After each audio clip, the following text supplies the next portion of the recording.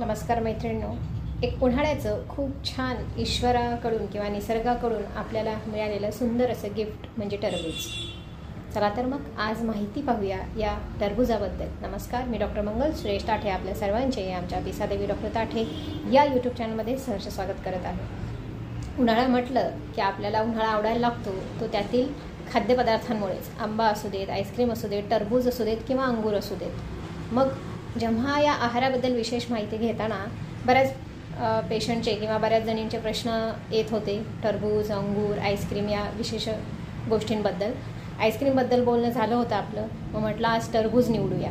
मग टरबूज म्हटलं की अगदी हमखास किंवा आवर्जून दुपारी बच्चा पार्टी किंवा सगळेजण मिळून आपल्याकडे टरबूज खाणार. निश्चितच खूप छान गोष्ट आहे, पण आयुर्वेद काय म्हणते ते बघूया थोडक्यात. टरबूज हे मूलतःच थंड आहे, म्हणूनच ते उन्हाळ्याचं वरदान आहे. उन्हाळ्यामध्ये त्याचं जी काही कारमुकता आहे किंवा त्याचं जे सामर्थ्य आहे, आयुर्वेदामध्ये त्याला वीर्य असं म्हणतात, तासीर असं म्हणतात हिंदीमध्ये त्याला, हे एक थंड स्वरूपाचं आहे. म्हणजे शरीरात गेल्यानंतर एक कूलंट इफेक्ट देतं. पण आयुर्वेदशास्त्रामध्ये याचे विशिष्ट पद्धतीचे प्रकारानुसार किंवा त्याच्या अवस्थेनुसार दोन पद्धती आपण त्याच्या सांगू शकतो. की म्हणजे एक थोडंसं व्यवस्थित पक्वावस्थेत झालेलं आणि एक अतिपक्व अवस्थेत झालेलं. म्हणजे जे पक्वावस्थेत आहे, योग्य ते खाण्यास योग्य आहे, हे टरबूज शरीरासाठी खूप चांगलं आहे. परंतु जर ते अतिपक्व अवस्थेतील असेल तर मात्र ते एक्झॅक्ट अँड अपोजिट सगळ्याच ॲक्शन्स करतात. म्हणजे जर हे थंड आहे, जे व्यवस्थित पिकलेलं छान गोड असं जे थंडवा निर्माण करणारं, गारवा निर्माण करणारं शरीरातलं जे टरबूज आहे, लाल योग्य वेळी पिकवलेलं, ते जर का अतिप्रमाणात पिकलेलं असेल तर ते गरम असतं, म्हणजे ते उष्ण असतं. तसंच जर लघवीचं एक्सक्रिशन म्हणजे जी काही लघवी होते ते सोपं असेल या चांगल्या ताज्या टरबुजामुळे, तर हे थोडंसं अवघड जातं अतिप्रमाणात पिकलेल्या टरबुजामुळे. म्हणजे लघवी सोपी जाते.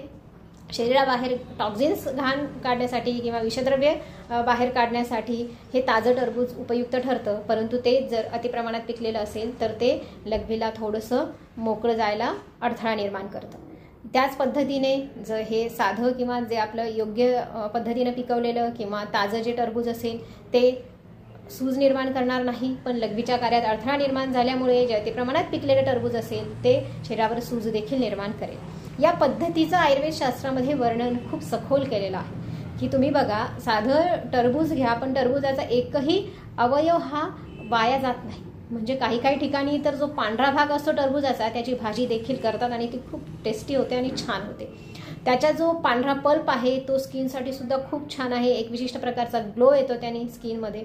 मॉडर्न सायन्सचा विचार करायचा झाला तर त्याच्यामध्ये लायकोपिन नावाचं कंटेंट असतं, जे लाल पदार्थांमध्ये असतं, जसं की टोमॅटोमध्ये पण असतं. तसंच हे टरबुजामध्ये असतं, पण टोमॅटो आंबट असतं आणि टरबूज हे गोड असतं. हे लायकोपिनसुद्धा शरीरासाठी पेशी वाढण्यासाठी खूप महत्त्वाचं आहे. याच्यामध्ये जेव्हा उन्हाळा वाढतो, उन्हाची तीव्रता वाढते, तेव्हा शरीरामध्ये पाणी कमी होतं किंवा ड्रायनेस खूप वाढतो, वृक्षता वाढते. त्याच्यामुळे सगळ्याच शरीराच्या आपल्या अवयवांना एक शैथिल्यता निर्माण येऊन जाते, वृक्षता निर्माण येऊन जाते. ही सगळी टरबुजामुळे भरून काढल्या जाते. टरबूज कधीही तुम्हाला असं सुकलेलं, चेपलेलं दिसणार नाही बाहेरून. त्याचप्रमाणे शरीर टणक ठेवायला, शरीर ताजं ठेवायला टरबूज खूप महत्त्वाचं काम करतं. ह्या टरबुजामुळे शरीरात गारवा तर जाणवतोच, परंतु ब्रेन सेल्ससुद्धा ॲक्टिव्ह होतात. शरीरामध्ये एक विशिष्ट प्रकारचे चैतन्य प्राप्त होते. शरीराच्या सेल्स ताज्यातवाना होतात. वॉटर आपण जे म्हणतो रिटेन्शन कॅपॅसिटी वाढते किंवा एक्सक्रिटरी सिस्टीम ही आपली उत्तमरित्या घडण्यास मदत होते टरबुजामुळे. टरबुजामुळे ज्यांना लघवीचा प्रॉब्लेम असतो, अडथळा निर्माण होतो, तशा एक्सक्रिटरी सिस्टीमसाठी सुद्धा टरबूज हे छान काम करतं. अल्ट्राफिल्ट्रेशनचं काम छान करतं. त्याच्यामध्ये मॅग्नेशियम, पोटॅशियम तर असतातच, घटक असतात, त्याच्याबरोबर कार्बोहायड्रेट पण आहे. शरीराला एक ऊर्जा देण्याचं काम टरबूज करत असतं. परंतु आयुर्वेद काय सांगतं तर टरबूज हे रात्री कधीच खाऊ नये. स्पेशली प्रेग्नन्सीमध्ये किंवा जी मुलं रात्री बिछाना ओला करतात ह्यांनी टरबूज अतिप्रमाणात रात्री खाऊ नये. कारण याच्यामुळे जे टॉक्झिन शरीराबाहेर निघत राहतात, लघवीचं प्रमाण वाढत राहतं, त्याच्यामुळे मग रात्री झोप शांत होत नाही आणि मुलेसुद्धा बेचैन होतात. म्हणून मग हे टरबूज रात्री खाणं टाळावं. टरबूज खाण्याचा उत्तम वेळ म्हणजे 12 ते 2 किंवा 12 ते 3 हाच आहे. सकाळीसुद्धा तुम्ही एक जेवण पोटभर केल्यानंतर दुपारी लाईट जेव्हा भूक लागते तेव्हा टरबूज खाणं सोयीचं असतं. जे व्यक्ती जाड असतात किंवा ज्यांना वजन मेंटेन करायचं आहे त्यांच्यासाठी सुद्धा टरबूज अतिशय वरदान आहे, कारण टरबूज तात्पुरती तर भूक भागवतं पण वजन वाढवत नाही. म्हणून टरबूज हे खूप हितकर आहे. आयुर्वेदशास्त्रामध्ये त्याला खूप जास्त महत्त्व आहे. फळं जेव्हा आपण फळांचा विचार करतो तेव्हा टरबूज शेक अजिबात खाऊ नका. बऱ्याच ठिकाणी प्रथा असते टरबूजमध्ये आईस्क्रीम टाकणं, टरबूजमध्ये दूध टाकणं आणि मग शेक बनवणं. तसं अजिबात टरबूज खाऊ नका. ताजं फ्रेश टरबूज खा. टरबूजाचा कुठलाही पार्ट वाया जात नाही. अगदी टरबूजाच्या बियासुद्धा अँटीऑक्सिडंट म्हणून कार्य करतात. शरीरामध्ये खूप छान कार्य होतं या टरबूजाच्या बियांचं. बऱ्याच मेडिसिन्समध्ये यांचा वापर होतो.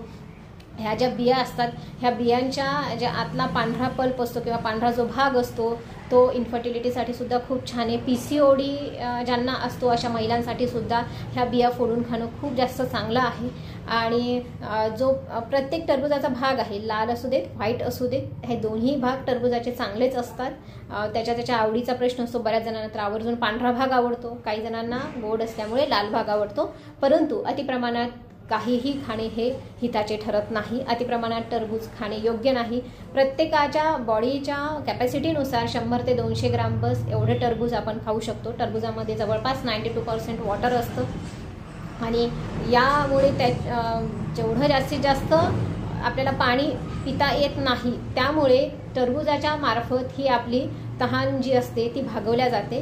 परंतु टरबूज खाल्ल्या पाणी देखील पिऊ नये असं आयुर्वेदशास्त्रात सांगितलेलं आहे, कारण एकदम पोटाला ते हेवी होऊन जातं आणि पचनक्रियेमध्ये बिघाड निर्माण होतो. जे टॉक्झिन्स आपण बाहेर काढतो ते फक्त तुमच्या अल्ट्राफिल्ट्रेशन क्रियेमुळेच शरीरामध्ये घडत राहतं, कारण जे टरबुजामध्ये जे पाण्याचं प्रमाण जास्त आहे त्यामुळे लघवी साफ व्हायला, लघवी बनण्यापासून ते ती बाहेर काढण्यापर्यंत सर्व ॲक्शन्स व्यवस्थित व्हायला लागतात. म्हणून पोट छान होतं आणि म्हणून ते टॉक्झिन्स बाहेर काढण्या डिटॉक्सिफिकेशनचं काम टरबूज करत असतं. ज्यांची प्रकृती पित्त प्रकृती आहे त्यांना तर हे ताजं फ्रेश टरबूज योग्य काळी पिकलेलं बिना केमिकल्सचं पिकवलेलं टरबूज हिताचंच ठरतं. फक्त ते अतिप्रमाणात जर पिकलेलं असेल तर ते खाऊ नये, कारण याने डायजेस्टिव्ह सिस्टम अजून खराब होईल आणि पित्त वाढेल. शरीरातलं पित्त वाढल्यामुळे आपल्याला पित्तविकार वाढू शकतात. तुमचे स्किन हेअर छान ठेवण्यास टरबूज छान काम करतं. तुमचे हेअर टरबूज छान ठेवतं. तुमची जी काही एक ओव्हरऑल तुमची पचनक्रिया आहे, उन्हाळ्यामध्ये जो फ्रेशनेस आहे ते टिकवून ठेवण्यासाठी तुम्हाला टरबूज खूप हिताचे आहे. याआधी सांगितल्याप्रमाणे अतिरेक अजिबात करू नये. भूक लागली तेव्हा टरबूज अजिबात खाऊ नये. जेवण झाल्यानंतर टरबूज अजिबात खाऊ नये, कारण हे अन्न नाहीये, हे फक्त सप्लिमेंट आहे.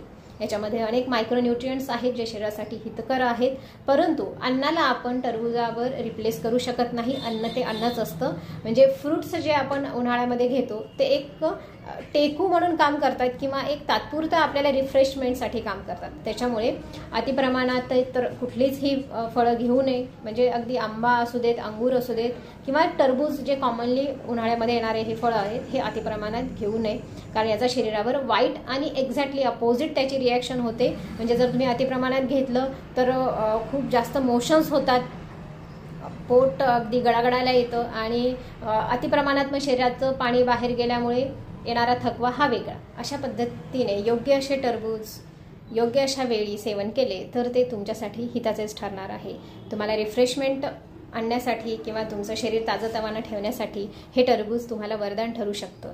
परंतु टरबूज खाण्यामुळे किंवा अतिप्रमाणात टरबूज खाल्ल्यामुळे डायरिया आणि डिसेंट्री होणारे पेशंटसुद्धा उन्हाळ्यात बघायला मिळतात.